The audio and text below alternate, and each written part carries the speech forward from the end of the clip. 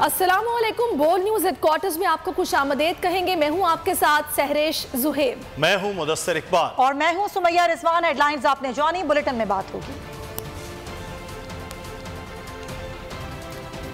सब नजरें जमान पार्क पर। इमरान खान मकबूल तरीन। सिपा सालार की मुबारकबाद। इंग्लिश टीम में बड़ी हलचल।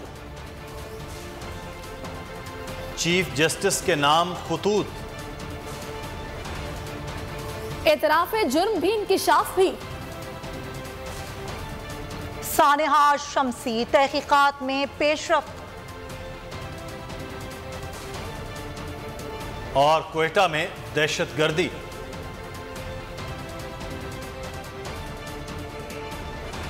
और बुलेटिन के आगाज में सबसे पहले आपको बताएं कि जमान पार्क लाहौर में चेयरमैन तहरीक इंसाफ इमरान खान के सियासी सरगर्मियां तेज। पंजाब असम्बली तहलील करने के हवाले से पार्टी रहनुमाओं और पंजाब की क़यादत से मुशावरत का सिलसिला जारी।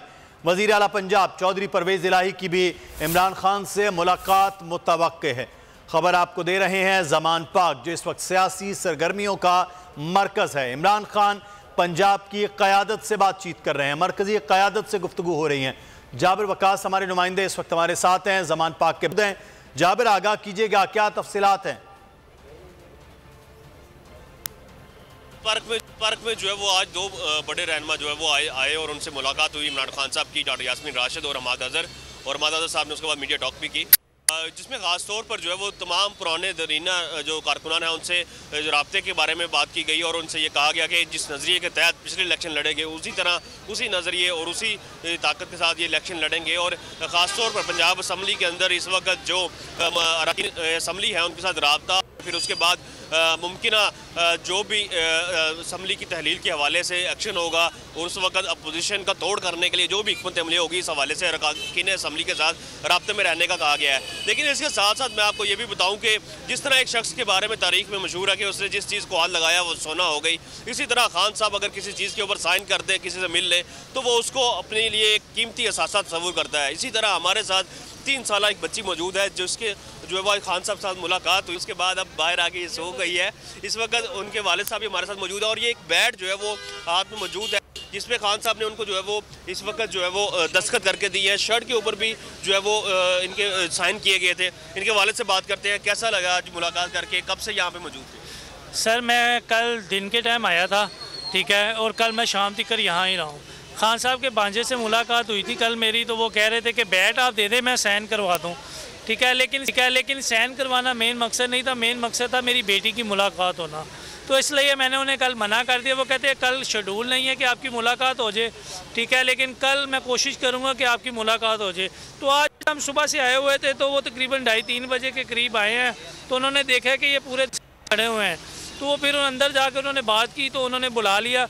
अभी यहाँ मिल के आई, अभी तो ये सो गई है क्योंकि कल सुबह से ये थकी हुई है, आ रही है जा रही है। और ज़ाहिर सी बात है मिलने के बाद इसका जोश थोड़ा सा कम लग रहा है मुझे। मिलने से पहले जो इसका जोश था ना वो बहुत ज़्यादा था। बिल्कुल, जोश जो है वो कारकुनान का, इमरान खान के जो मतवाले हैं, दीवान का हमेशा अरूज पे ही रहता है और इसी तरह इसी जोश की वजह से ही 3 साल बच्ची सर्दी के मौसम में जमान पार्क के बाहर मौजूद रही और इसने यहाँ पे कल का पूरा दिन गुजारा, आज भी सारा दिन गुजारा और आज शाम को ये मुलाकात हुई है जिसमें इनको बैट के ऊपर दस्तखत करके दिए गए हैं। ठीक है, जाबिर वकास हमें आगाह कर रहे थे। आप पाकिस्तान तहरीक इंसाफ ने आइंदा इलेक्शन की तैयारी शुरू कर दी है। इलेक्शन की हिकमत अमली पर काम में तेजी आ गई। हमाद अजहर की इमरान खान से मुलाकात और बोल न्यूज से गुफ्तगू में कहा कि सेंट्रल पंजाब के अरकान असम्बली की टिकटों से मुतालिक गुफ्तगू की है। मुश्किल वक्त में जो लोग साथ खड़े रहे वो हमें याद हैं। मुलाकात में तंजीमी मामलात पर भी तबादला ख्याल किया गया। PTI रहनुमा ने कहा कि असम्बलियाँ तोड़ने का आईनी इख्तियार कोई भी हमसे छीन नहीं सकता।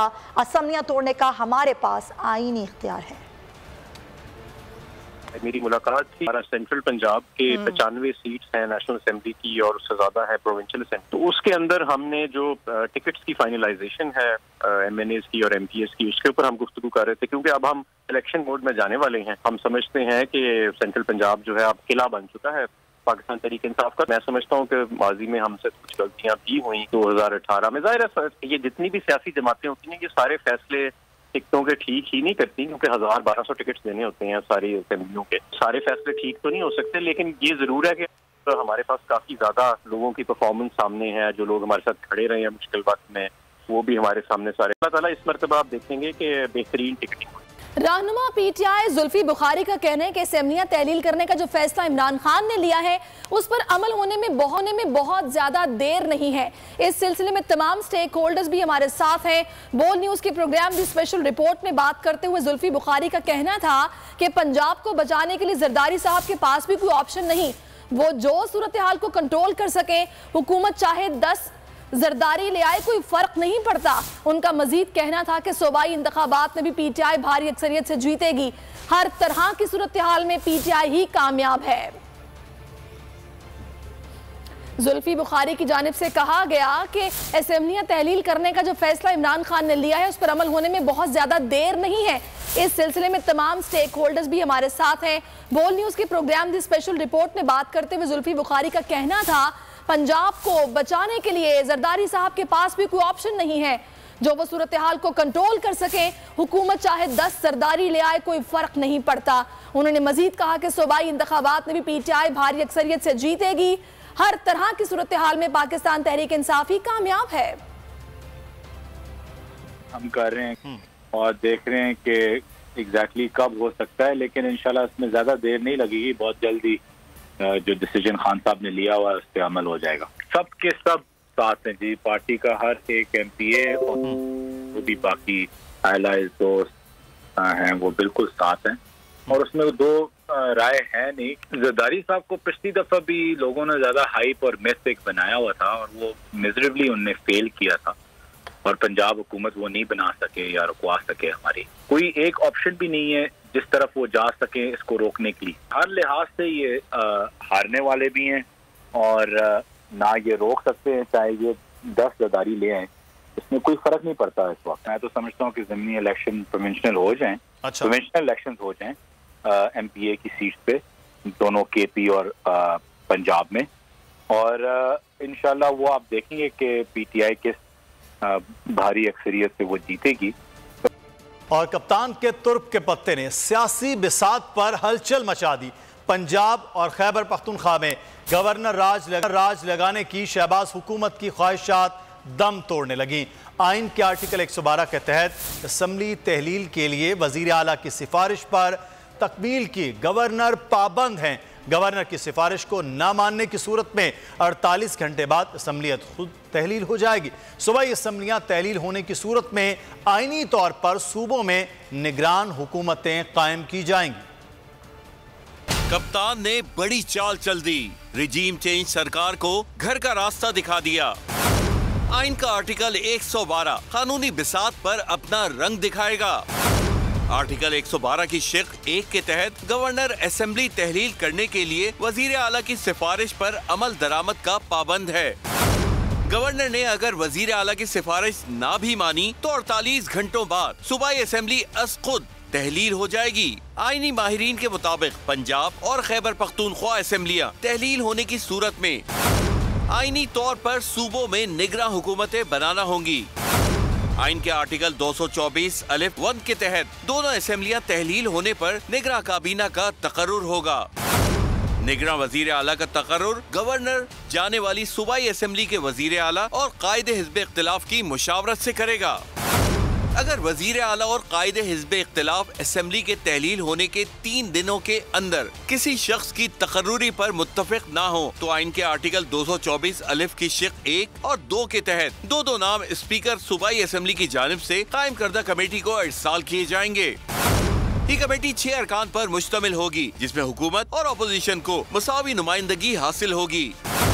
कमेटी तकर्रुरी के हवाले से फैसला न होने की सूरत में वजीर आला के ओहदे के लिए नामजद नाम इलेक्शन कमीशन को भिजवाए जाएंगे। इस हवाले से इलेक्शन कमीशन का फैसला हतमी होगा। हुकूमत इलेक्शन कराने से क्यों खौफजदा है? इलेक्शन कमीशन ने हुकूमत इत्तेहाद के दावों की कलई खोल दी। पीटीआई को मुल्क की मकबूल तरीन जमात करार दे दिया। कप्तान ने कहा का एक बार फिर सच साबित हुआ। दो टोक अल्फाज में कहा था, तुम कुछ भी कर लो, जीतेगी पीटीआई ही। इलेक्शन कमीशन की रिपोर्ट के मुताबिक पीटीआई के खिलाफ तहरीक अदम एतमाद की कामयाबी के बाद तमाम ज़िमनी इलेक्शंस में पीटीआई सुरखरू हुई। पीटीआई ने 18.5 लाख से जायद और हुक्मरान इत्तेहाद ने मिलकर 16 लाख के करीब वोट हासिल किए। और वो ये जो मर्जी कर लें, क्योंकि ये फिर से ये डरे हुए हैं कि इलेक्शंस अगर होंगे तो ये हार जाएंगे। ये जब भी इलेक्शंस होंगे हार जाएंगे, तो क्या ये अक्टूबर में जीत जाएंगे? यह है कप्तान का वो खुद पर एतमाद, आवाम की ताकत पर यकीन। इसीलिए रुकावटें और साजिशें, धौंस और धांधली, अपनों की गद्दारी, दुश्मनों की ताकत उनकी आवाम से मोहब्बत छीन सकी न छीन सकेगी। हुक्मरान इत्तेहाद की बड़ी रुसवाई इज्जत रही ना कामयाबी हाथ आई और पीटीआई मुल्क की मकबूल तरीन जमात बन गई। सदर मुमलिकत डॉक्टर आरिफ अलवी से chairman joint chief of staff committee general Sahir Shamshad Mirza और army chief general Asim Munir की मुलाकातें। मुल्क की सलामती और सिक्योरिटी सूरत हाल पर गुफ्तगू की गई। सदर मुमलिकत ने joint chief of staff committee और आर्मी चीफ को ओहदा संभालने पर मुबारकबादें दी। और चेयरमैन पीटीआई इमरान खान ने जनरल आसिम मुनीर को नए आर्मी चीफ का ओहदा संभालने की मुबारकबाद दी। नए chairman joint chief of staff committee general Sahir Shamshad Mirza के नाम भी मुबारकबाद का पैगाम दे दिया। ट्विटर बयान में इमरान खान ने कहा, रियासत की ताकत अवाम ही की वजह से है। उम्मीद है नई लीडरशिप एतमाद के खसारे को ख़त्म करने के लिए काम करेगी। रियासत की ताकत अवाम ही की वजह से है। इमरान खान की नई अस्करी क़यादत को मुबारकबाद। इमरान खान ने ट्विटर बयान में army chief general Asim Munir और chairman joint chief of staff committee general Sahir Shamshad Mirza को मुबारकबाद दी। ट्विटर बयान में उन्होंने कायद-ए-आज़म के 1947 के खिताब के अल्फाज भी शेयर किए। चेयरमैन पीटीआई ने उम्मीद जाहिर की कि नई लीडरशिप अवाम और रियासत के दरमियान गुज़िश्ता 8 माह में जन्म लेने वाले एतमाद के फुक़दान के खात्मे की कोशिश करेगी। अगर ये वीडियो आपको पसंद आई है तो हमारे चैनल को सब्सक्राइब कीजिए और बेल आइकॉन को क्लिक कीजिए। आप ये समझें, ये जो हक है ना, हक पे खड़े रहना और हक को बोलना, ये दूर से लगता है तन्हा हो गए लोग। आप खान साहब को देखें, तन्हा दिखाई देने, सारी जमातें मिलकर उनके खिलाफ हैं, लेकिन आज भी पाकिस्तान की आवाम उस हक की आवाज़ के पीछे जो है 80% से ज़्यादा आवाम उनके साथ है। सेम एग्जैक्टली इसी तरीके से बोल की कहानी है भाई। बिल्कुल अलग आपको तन्हा दिखाई देगा, हर जगह आपको खड़ा हुआ नजर आएगा, हटेगा नहीं किसी चीज़ से। और उसके साथ भी 80% आवाम अगर आज आप देखें तो उसे बोल दिख रही है। जाली केस है ना, ये हम पे उस वक्त बनाए गए थे जब हुकूमत यही थी, इन्हीं लोगों की हुकूमत थी ना। और ये जाली केस, इनको मैं नहीं कह रहा इस केस को जाली केस, इनको पाकिस्तान में क्या पूरी दुनिया में एक ऐसा शिकायत कुंदा नहीं मिला, एक ऐसा कंप्लेनेंट नहीं मिला जिसने ये कहा हो कि हमारे साथ फ्रॉड हुआ है। तो ये खुद ही बन गए कंप्लेनेंट और ये खुद ही इन्होंने खुद ही इन्वेस्टिगेशन की, उसकी खुद ही तफ्तीश भी की, यानी कि कंप्लेनेंट भी है, इन्वेस्टिगेशन ऑफिसर भी है। और इन द एंड इन्होंने फिर उसके बावजूद ये कोर्ट में जमा कराया कि जी ये केस जाली केस था और इसमें किसी किस्म जो कुछ एग्जैक्ट कर रहा था सब लीगल। ये मेरी बात नहीं है, ये इनके इन्वेस्टिगेशन ऑफिसर की बात। सबसे ज्यादा व्यूज और सबसे ज्यादा रेटिंग के साथ बोल आज भी रहा नंबर 1 पर। सब्सक्राइब करें और बेल दबाएं ताकि कोई खबर रह न जाए।